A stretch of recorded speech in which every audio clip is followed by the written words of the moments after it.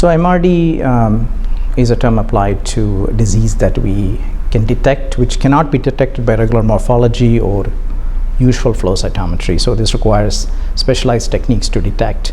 Usually MRD detection detects cells which are below about 10 to the minus 3 or 1 in 1,000 cells.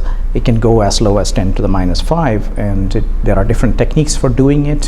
One of the commonly used methods is using flow cytometry, not the regular flow cytometry, but the specialized technique to measure MRD.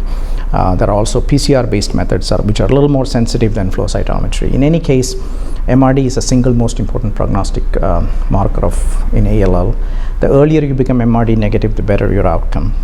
And when you apply chemotherapy to frontline treatment, most experts agree that if you are not becoming MRD negative by about 3 cycles, you are unlikely to benefit from continued therapy.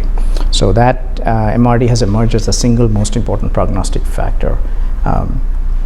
We now know that a lot of things that we used to believe are prognostic in ALL are not really as relevant when you take MRD into consideration. So if somebody becomes MRD negative very quickly, let's say after induction, that patient has a good outcome with continued chemotherapy, and that's not somebody whom we would transplant.